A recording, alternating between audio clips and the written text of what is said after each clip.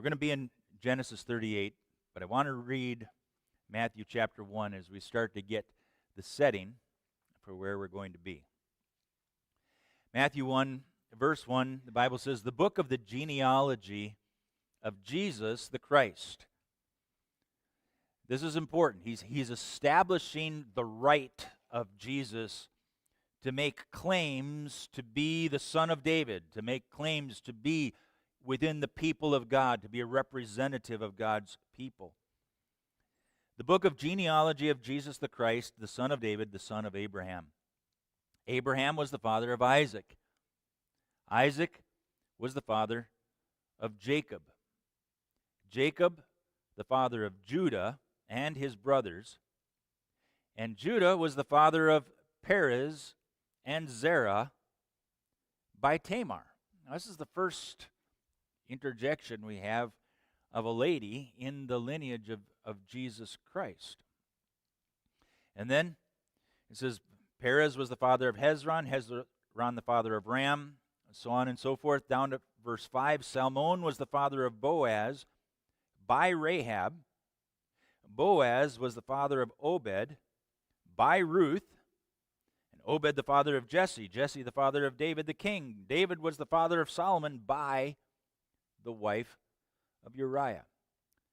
So in just 6 verses, as we're beginning to examine the lineage of Jesus, the Christ, the anointed one, the sovereign one who's going to represent God's people, the one who is going to save his people from their sins, we're connecting Jesus to David and David to Abraham, but we're also connecting Jesus to these women.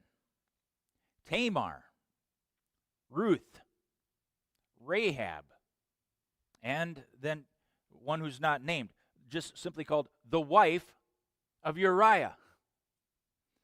And so here David has a baby with somebody else's wife. These are stories, 3 of these at least, they come into the narrative as Gentiles. Tamar is outside of the covenant people.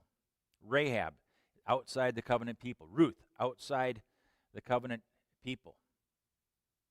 3 of these come into the story by means of, or at least with reference to, explicit sexual immorality.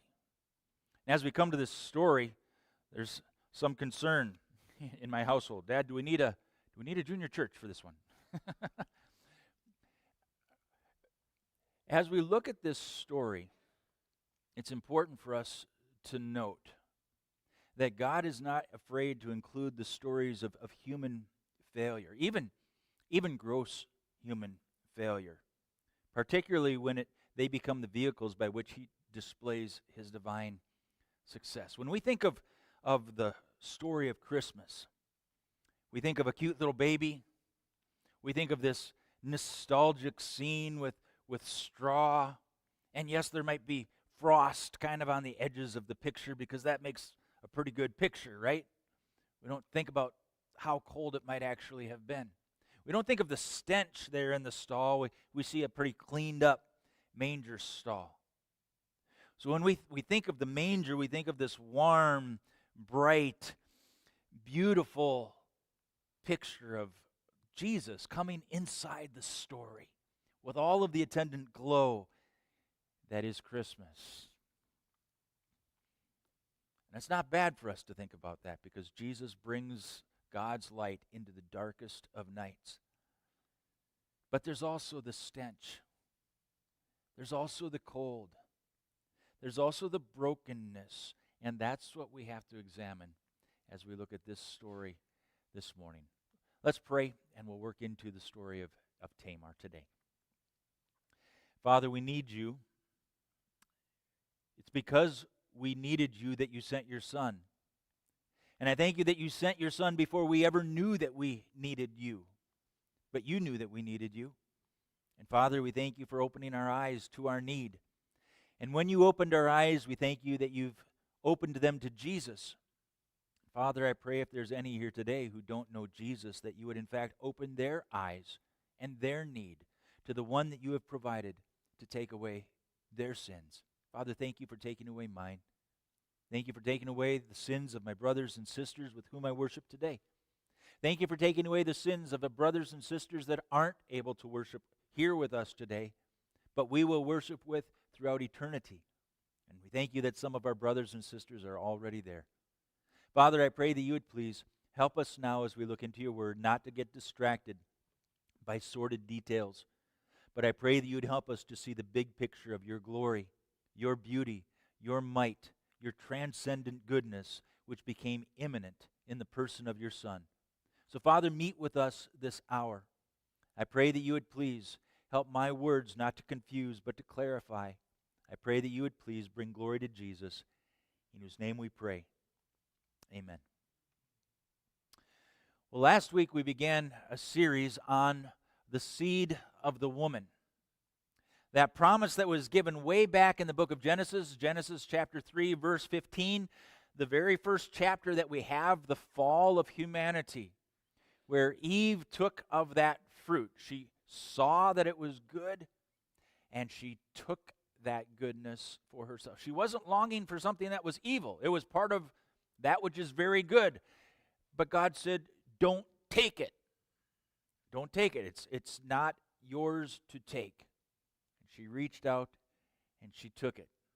And in taking it, she turned and she gave it to her husband. And her husband listened to the voice of his wife rather than listening to the voice of God. And God comes on the scene. He comes inside the story. He walks with his fallen humanity and says, now you've done it. But this isn't the end of the story. In fact, it's just the beginning. It's the beginning of a long story, and he talks about the seed of the woman and how that seed of the woman is going to crush the head of the serpent. And so we asked last week, what is it that this promises? What's the promise in this proto-evangelium, the first mention of the gospel? And the promise is that which has brought death inside the story. Because God said, in the day that you eat of it, you will surely die, right? Now that's unleashed. And that vehicle by which death entered into the story, and then death passed upon all men, for all have sinned because of the sin of Adam, God has promised to undo death itself. And as the seed of the woman crushes that head of the serpent, he also says that it's going to come at a cost, right? That the serpent will strike the heel of the snake crusher. But in the end, only one wins. And we were reminded that in that garden there were two trees, one that they were instructed not to eat of, one that they had not yet taken advantage of eating from. And that was the tree of life there in the garden. And so because that was still a possibility for them to reach out and grab hold of this fruit and be locked forever in their fallen condition, in their broken condition, God said, I'm going to block the way. I'm going to put them out of the garden. I will still give them access to life. But I'm going to give them access to life through a tree of life, which in fact first looks like death. It's going to be life through death. And it's going to be a life that is not taken, but a life that is given for them to receive. I want you to turn your Bibles to the end of the story. Go back to Revelation chapter 21 for just a second. Revelation 21.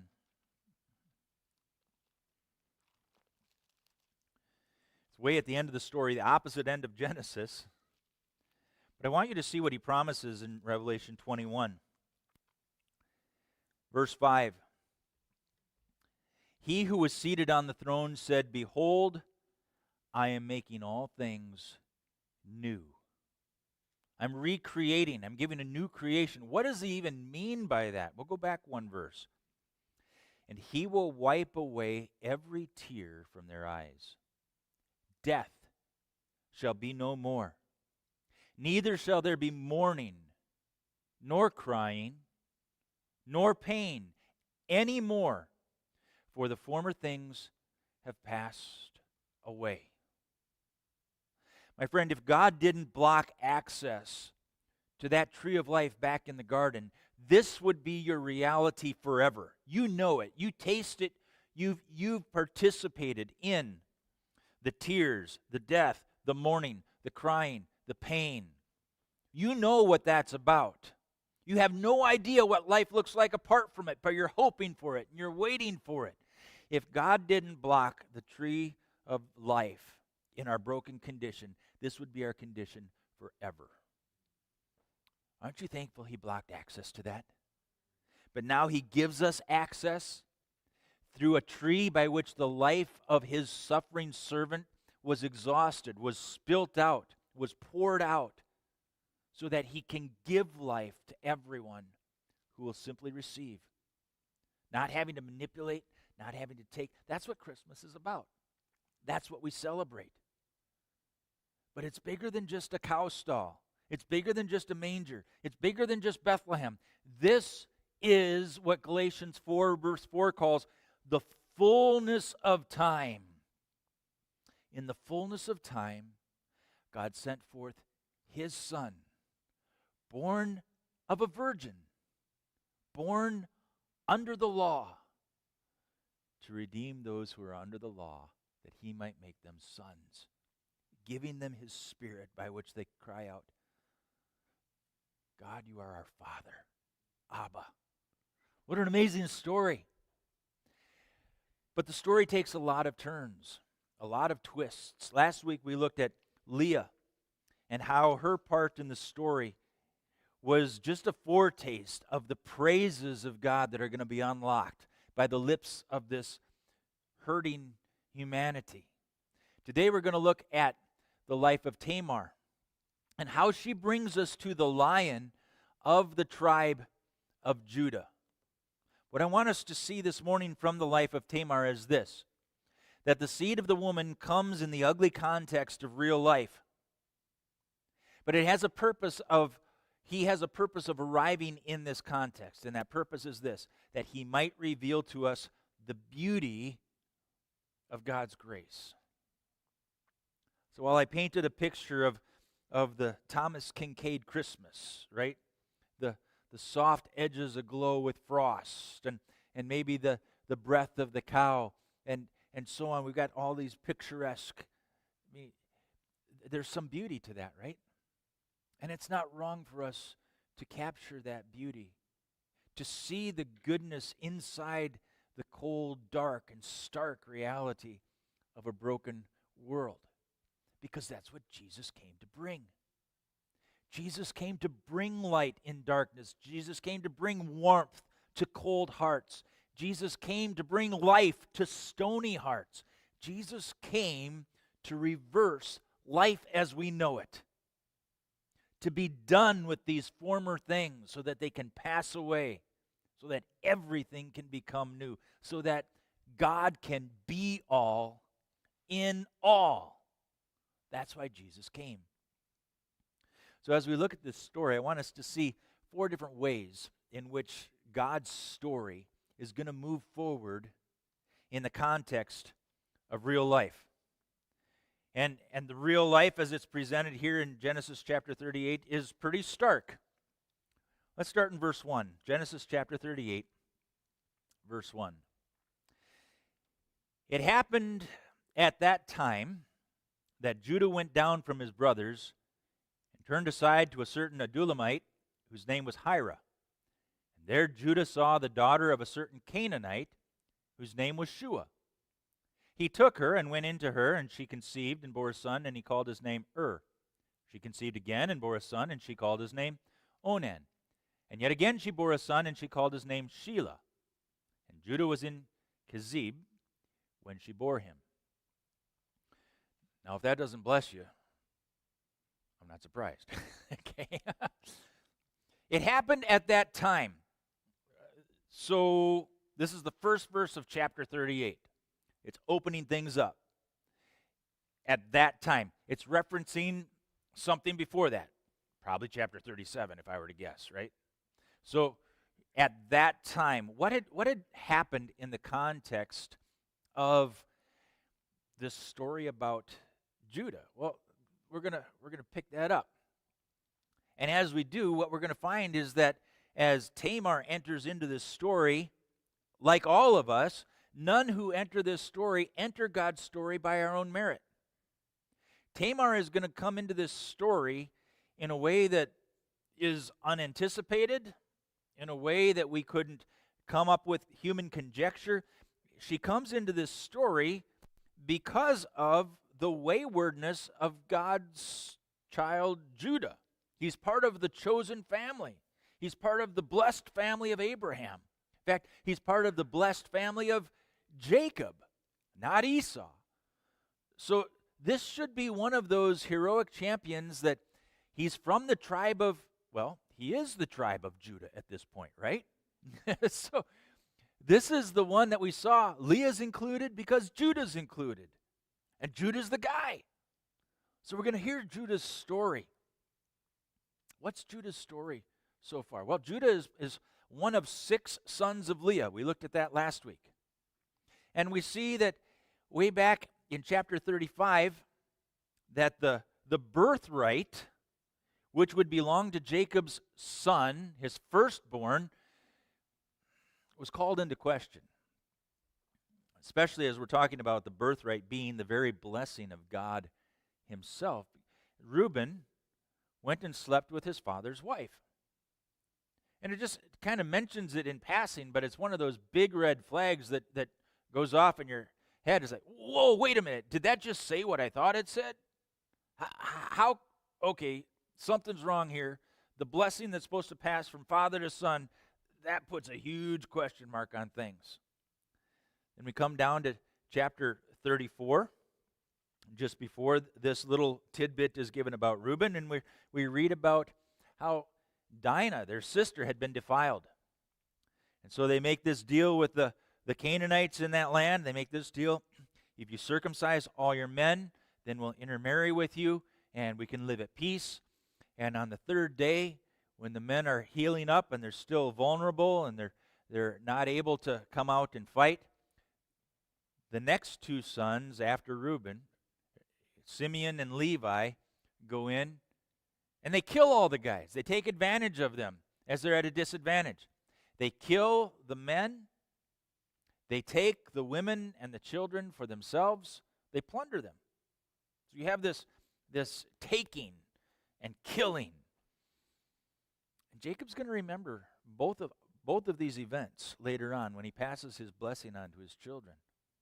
He's going to say, I remember that Reuben went up to my couch. He violated my sexuality by sleeping with my wife.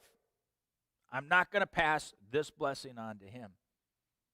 And I'm not going to pass this blessing on to the hot-headed boys that went in and killed all these people and made my name a stench among the Gentiles.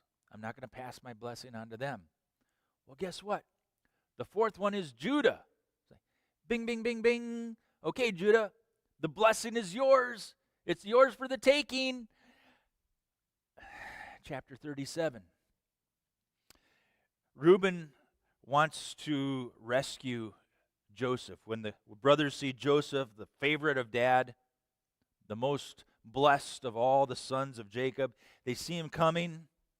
They're out watching the sheep. They say, hey, let's get rid of this guy. They throw him down in a pit. And Reuben has this idea, you know what, if I rescue Daddy's favorite boy, maybe I'll get in good with Daddy once again. And so he goes off, and he's going to come back, and he's going to rescue Joseph at some point when the brothers aren't watching. They're not looking for it.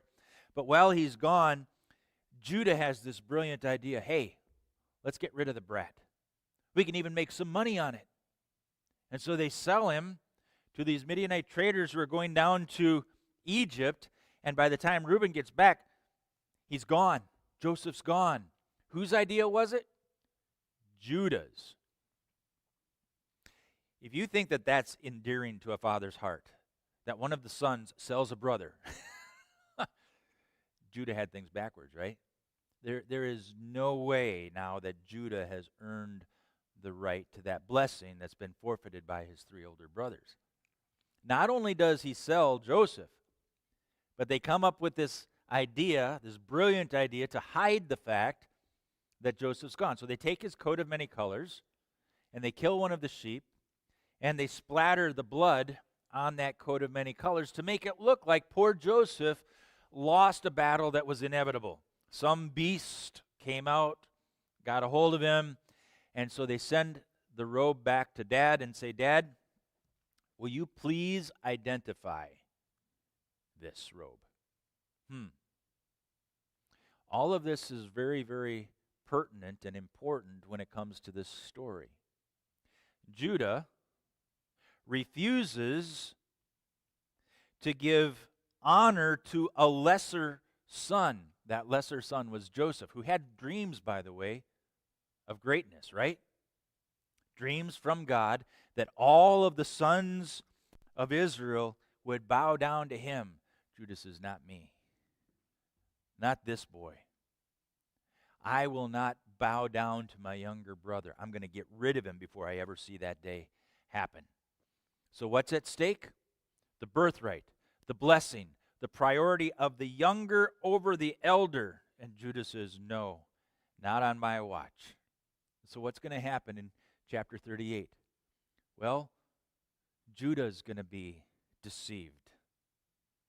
Judah is going to father 2 children, and of those 2 children, the younger will be over the older. And God's going to make happen in his own house what he refuses to allow to happen in God's household as the family blessing. That's what's going on here. So it says in verse 1, it happened at that time that Judah went down from his brothers, and he turned aside. We're not told why he went down from his brothers. They've all gone back. Joseph is gone. But at the end of chapter 37, we see that all his sons and daughters rose up to comfort poor Jacob, but he refused to be comforted by them. So maybe it's just to get away from a weeping dad. Maybe it's meant to get away from the guilt. Somehow, Judah just doesn't want to be there anymore. So he leaves. He leaves his brothers. They can do their own life. They're making a mess of things.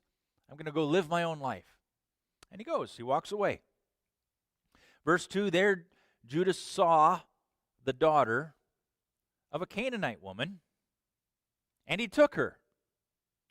These 2 words should, again, throw up fireworks in our mental imagery. Okay, we've seen, way back in chapter 3, Eve saw the fruit, and when she saw the fruit, what did she do? She took the fruit. Over and over again, you have this pattern throughout the book of Genesis that man keeps taking that which doesn't belong to him. Genesis 6:3, the sons of God take the daughters of men. Chapter 12, verse 15, Pharaoh takes Sarah to be his wife. Chapter 20, verse 2, Abimelech takes Sarah to be his wife. In chapter 27, verse 35, Jacob takes the blessing by deception. So when we see this word takes, he saw and he took, we're working against the grain of God's blessing. In fact, we're working right with the grain of God's curse. This is Judah, okay? But what did he see and what did he take? There Judah saw the daughter of a certain Canaanite. Why should that grab our attention? God had promised Eve that there's coming the seed of the woman. There's coming someone, Eve, and he's going to be disconnected from man in such a way that the sinfulness of Adam will not be passed on to this one.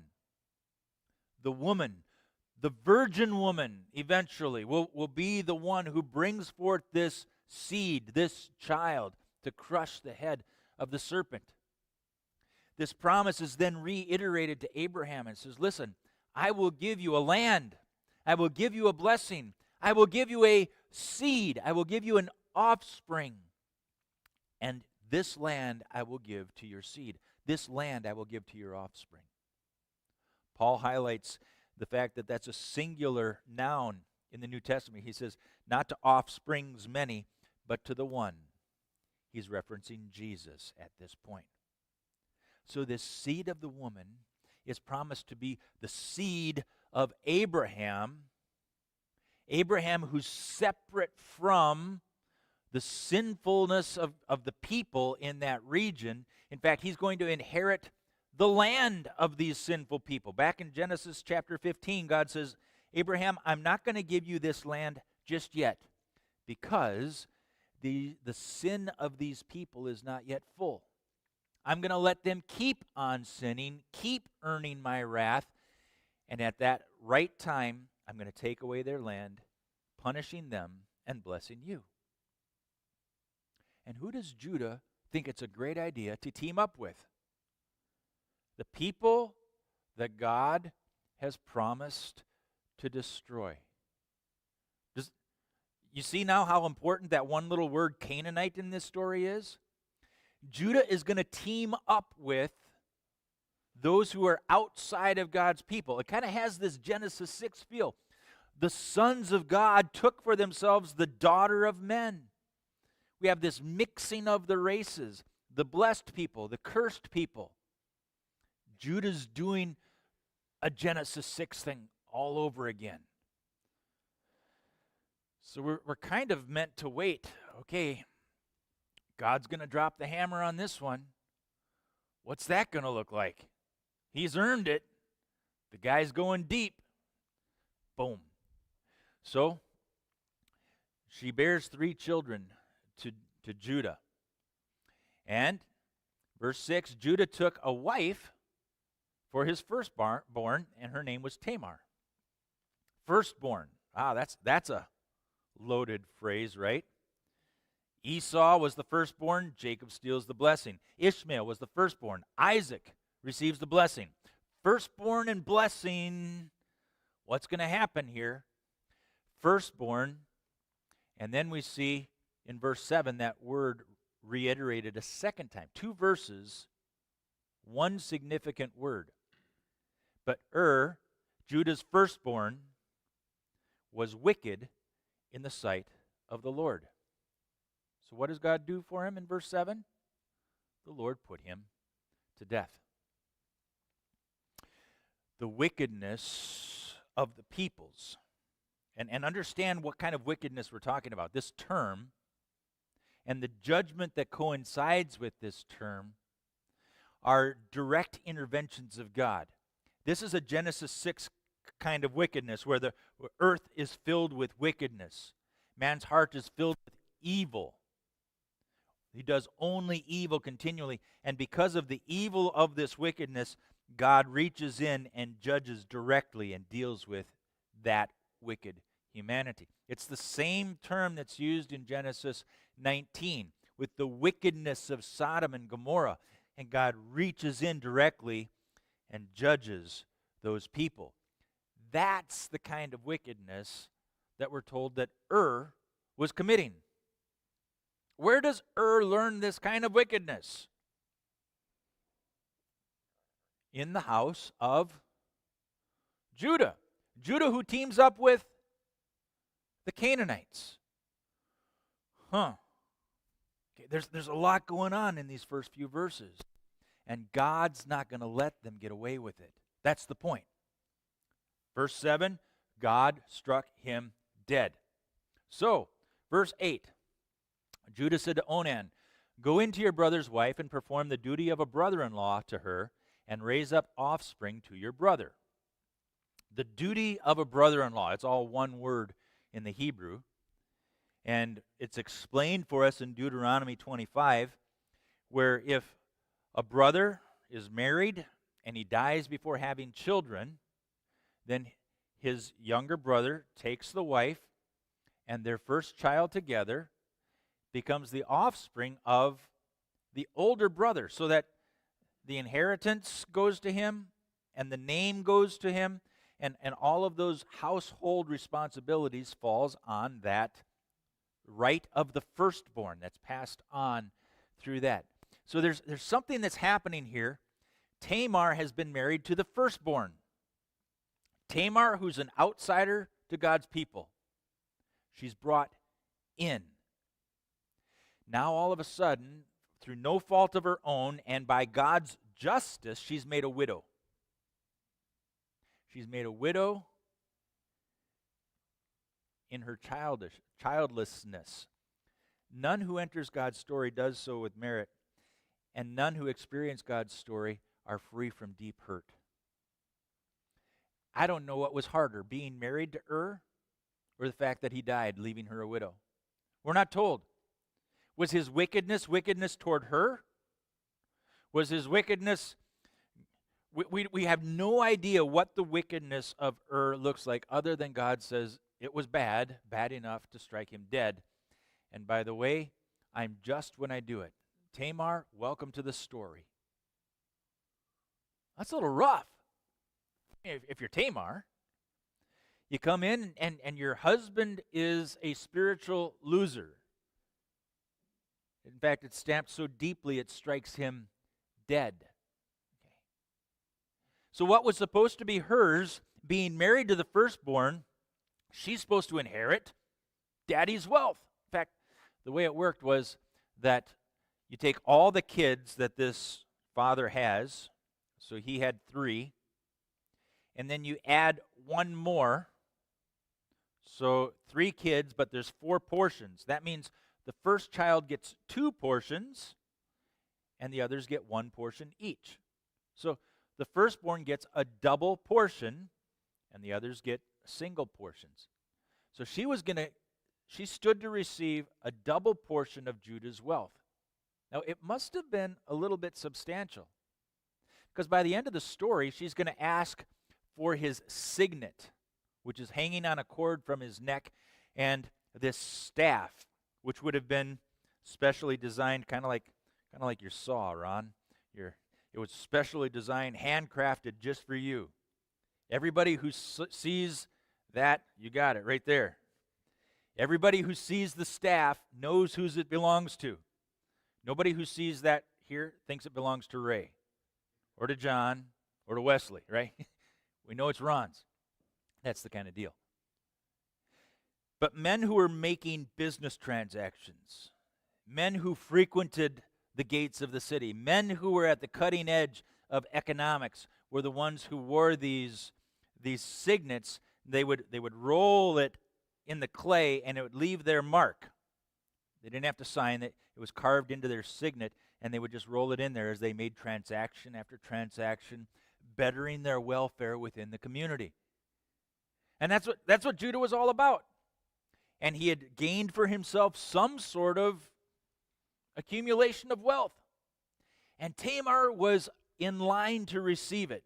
She's doing well in the Canaanite culture. She's doing good according to the economy of planet Earth. She's keeping up with the Joneses and then some, right? She's driving the latest and greatest.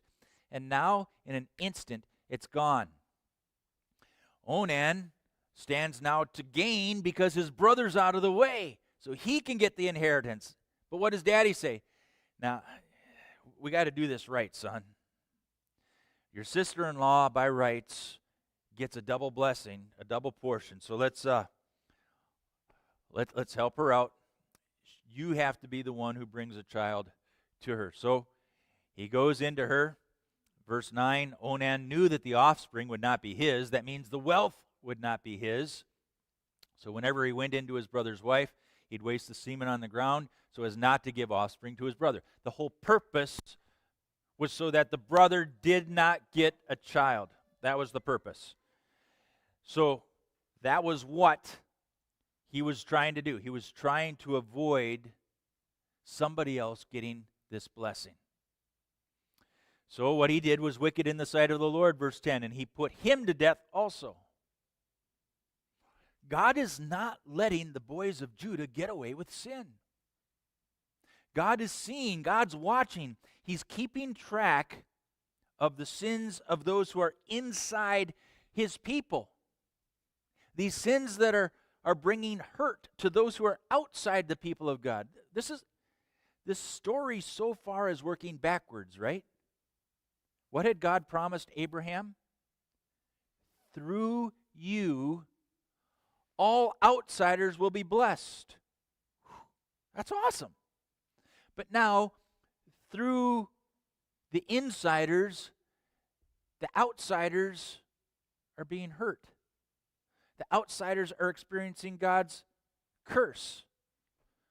This isn't the way it's supposed to go as far as the divine storyteller had set this up for us. So as we work through this text, we see that now she's without husband number 2. Verse 11. Then Judah said to Tamar, his daughter-in-law, "Why don't you remain a widow in your father's house until Shelah, my son, grows up?" Husband number 3. Why did Judah say this to her? Because he feared that Shelah would die, just like his brothers. Obviously, there's a problem here. Any man who marries this woman dies. Okay? She's the jinx. She's a curse. She has bad luck. She has bad karma. If I take my son and I wed her, well, wait a minute. What did I do? I married the people of the curse. Judah's not thinking like that yet, right? This isn't my fault. This is her fault. So since she's obviously cursed, I don't want to wed my son to her. Why don't you go home? Live in your father's house, having no children. Sometimes it's really nice to hear things from a woman's perspective. All right? Nana Dolce writes on this text. She says this: a daughter is supposed to leave her father's house and establish life in another family. She's not expected to return childless, impoverished, bereaved of 2 husbands, and presumably full of bad luck. Oh, how the town must have gossiped about poor Tamar. When Tamar comes back to live in Daddy's house, everybody knew about it. And they know how life is supposed to work. You get married, you go build into that family, you are part of that family's wealth, and obviously Judah is wealthy. People are seeing him, he's moving forward. He's making a name within the community. And all of a sudden, this girl comes back home. No wealth, no property, no husband, no children. This outcast Tamar is languishing away from God's covenant family, and it's because of superstition, not faith, and a neglect of duty. Remember what Abraham was told to teach his children? God says, I want Abraham to teach his children my ways so that they will follow righteousness with God and justice with man. Judah at this point is neither right with God nor treating his daughter with justice. Oh, he tried, kind of, but now when push comes to shove, I can't afford it. It's more about me. I can't afford justice on this point because my life isn't right, and my not being right has now begun to affect others. So that's where this story goes. This is how Tamar gets into the story. Isn't this beautiful? She doesn't get there because she's some beauty queen. She doesn't get there because she's some moral princess. She gets there as somebody who's used and abused, taken, used up, and thrown away. Thank you very much. But folks, that's about as real as life gets, isn't it?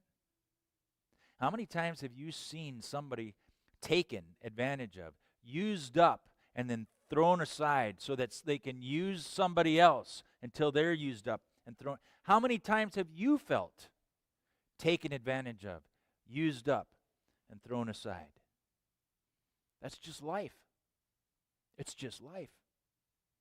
And so we build this crust, and nobody's going to get close. And we put up our dukes, and we start to give this protective ring. Nobody's going to get close to me. I'm going to push everybody out. Well, let's see where the story goes. Verse 12. In the course of time, the wife of Judah, Shua's daughter, dies. We don't even ever find out the name of Judah's wife. She's just this Canaanite lady who's the daughter of Canaanite Shua. So she remains nameless. When Judah was finally comforted, he went up to Timnah to his sheep shearers, the one who are taking care of his flock. And he's going at the time where they're going to shear the sheep. There's going to be some abundance. There's going to be some profit. And he's all about profit. So he goes up with his friend Hira that we met up in verse 1. And when Tamar was told that your father is going up to Timnah to shear his sheep, she took off her widow's garments. She covered herself with a veil, and she wrapped up herself and sat at the entrance to Enaim, probably a small little village there where he's going. And then she goes, it's on the road to Timnah, and she saw that Shelah, that son number 3, is of an age where she could marry him. But Judah is not making that a possibility for her. So, verse 15, when Judah saw Tamar sitting alongside of the road with the veil, he thought she was a prostitute. Here's a man who's all about taking advantage of life, bettering himself, whatever the cost, using people and throwing them to the side. A prostitute, somebody else to take advantage of. Okay, so he goes and he turns to her and says, let me come to you. He didn't know that she was his daughter-in-law. So she strikes a bargain. She said, two can play this game. Judah, I know which economy you live by. I'm a part of that economy. So she says, well, what will you give me so that you can come into me? He answered, I'll give you a young goat from the flock. I'll buy you for the price of an animal. Wow. How would that make you feel? I'll buy you for the price of an animal. She says, what's your pledge? You don't have an animal with you. Well, how about your signet cord and your staff that's in your hand? So he gives them to her.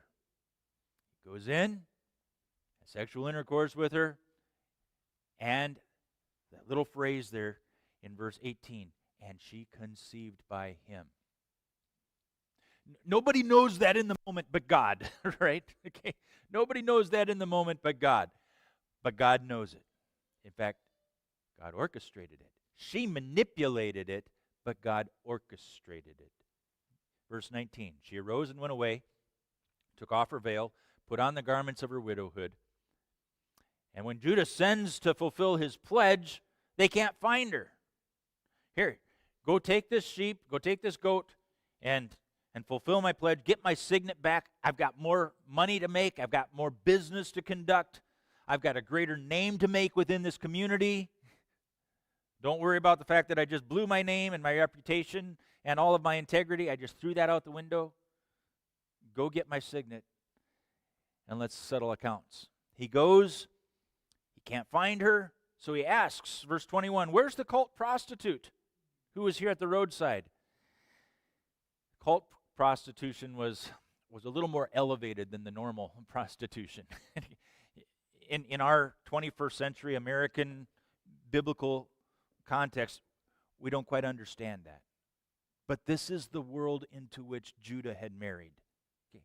This is the world that he chose to be a part of and wanted to engage with. So he's looking for this cult prostitute. There's no cult prostitute here. Verse 23, so Judah replies, let her keep the things. We're going to get laughed at. We're going to have a name, and that name's not going to be good. Let's just say nothing more about this matter. Let's pretend it didn't happen. You know that I tried to do right by her, right? I tried to do right by her while taking advantage of her. Verse 24, about 3 months later, Judah was told, Tamar, your daughter-in-law, has been immoral. In fact, she's pregnant by immorality. Never mind, Judah, that you've been immoral. Your daughter's been immoral, and she's pregnant by immorality. And so he says to her, bring her out and let her be burned. Wow. That's pretty harsh. I mean, he had that right, but it's the right of a God. If you can give life, then you have the right to take life. If you can create life, then you have the right to uncreate life. If you can't make life, not just in like having sexual intercourse and engaging in the process of procreation, if you can't make that child, you have no right to destroy that child whose life was given by God. And Judah says, take her life because of her sin. Lights should be going off all over the place, right? Not blue light specials at Kmart. This is red light, destructive kind of warning signals. Judah is calling for the death of somebody who has sinned, and he has lived for a long time in sin. Coupling with people, doing economy with people who are people outside God's covenant. So, verse 25, as she's being brought out, she sent word to her father-in-law, by the man to whom these belong, I am pregnant. And she said, please identify whose these are. What were the words that Judah sent back to Jacob? Jacob, here's a coat. Will you please identify if this belongs to your son? Those very words come back and bite him. Judah, would you please identify who these belong to? As we watch the story of Tamar play out, she's wise in the world in which she lives, right? She knows how to play the game. She knows how to work in this economy. She disguises herself, and she sets herself up to receive the blessing the same way that Rebekah and Jacob had set up to steal the blessing from Esau. She's playing the same game. But this blessing of God doesn't pass from person to person by transaction. It passes from person to person by God's choice, by God's sovereignty, by God overseeing the context. None who participate in God's story gets to be the hero of this story. Judah's not the hero. Tamar's not the hero. God's going to be the hero of this story. And as she brings out these instruments, she points out, I'm pregnant by the man to whom these belong.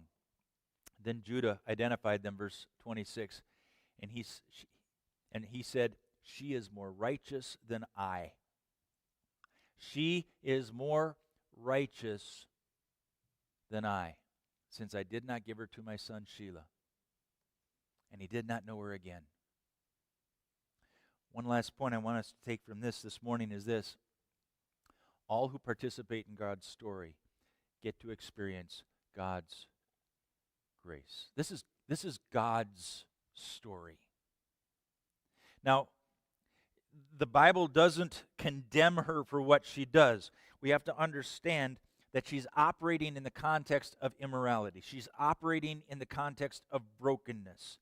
This is the life that she knows, and it was hers by right to receive the inheritance by having a child with the closest of kin to her husband, who's gone twice. She has a right for the security, the financial security of being taken care of in this way. Now, this is a dangerous move because it could cost her life, and it almost does. But here's the point.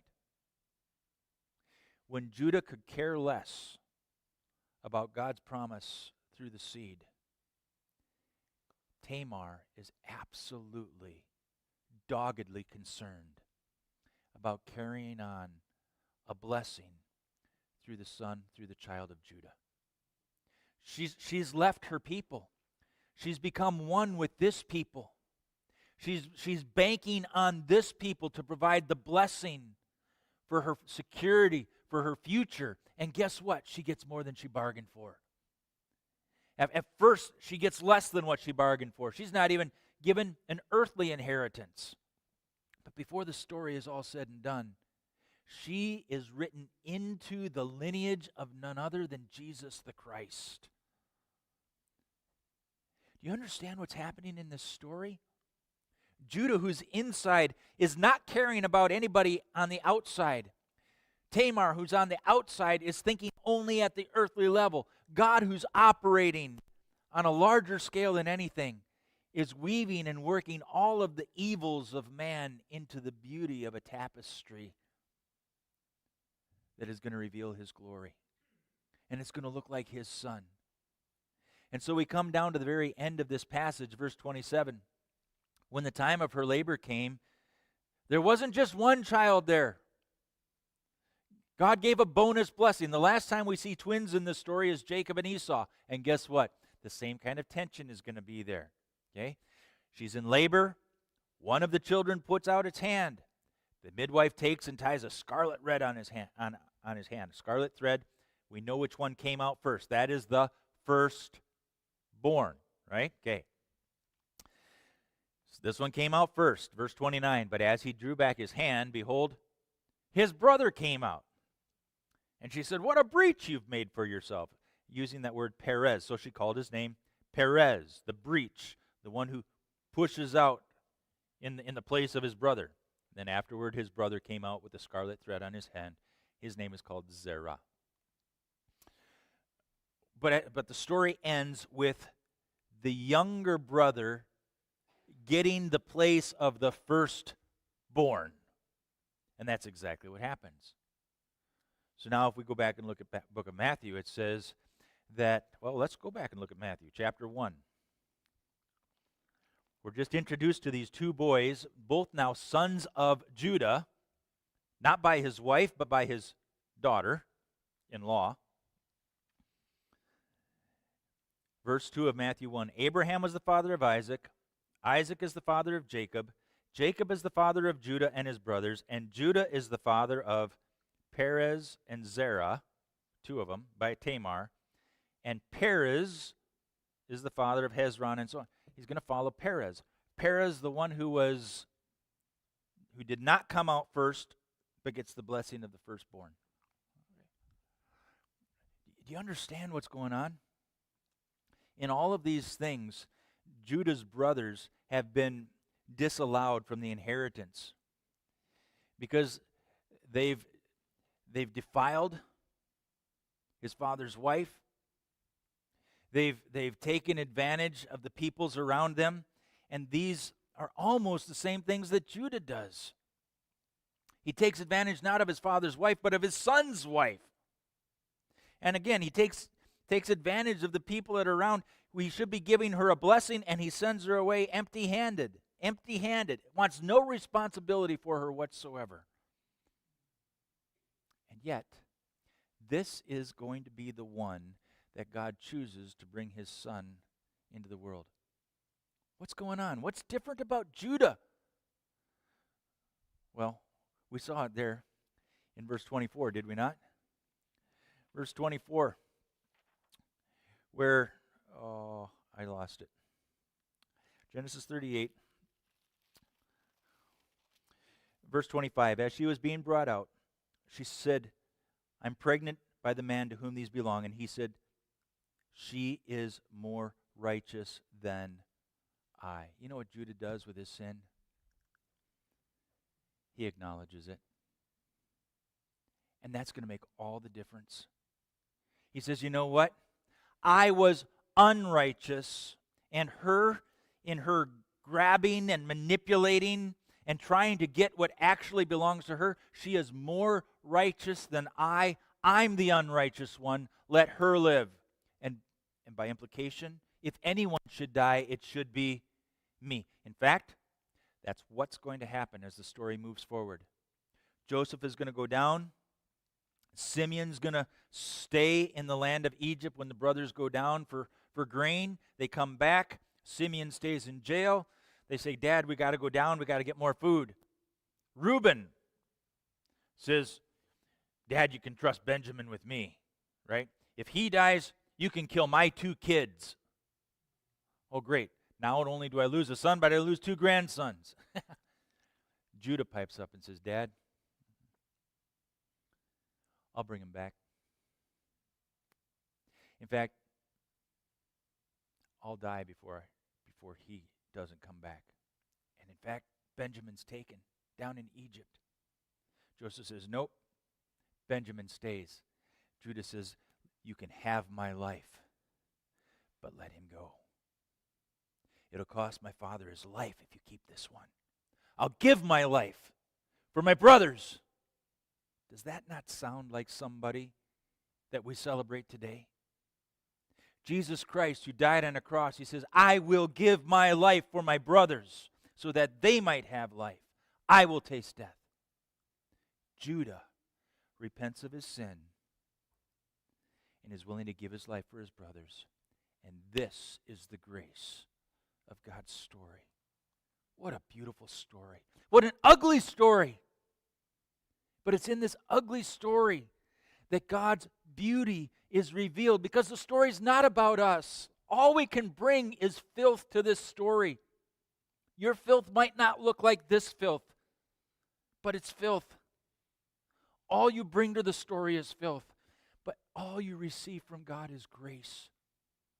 My friend, if you think that your story is so broken and so ugly that God can't redeem it, read again the life of Tamar. It's not that broken, I guarantee. And God gave her a beautiful gift of his grace. That, my friend, is what he wants to do for you. Will you receive it? You say, Pastor, you don't know what I have in my past. I don't. But we just read a pretty ugly past. And we just read about a God who wants to give you more than you deserve, and that's the point. That's who he is. It's not about you. It's about him. Will you let that be about him this Christmas as he emphasizes the beauty of Jesus Christ? Let's pray.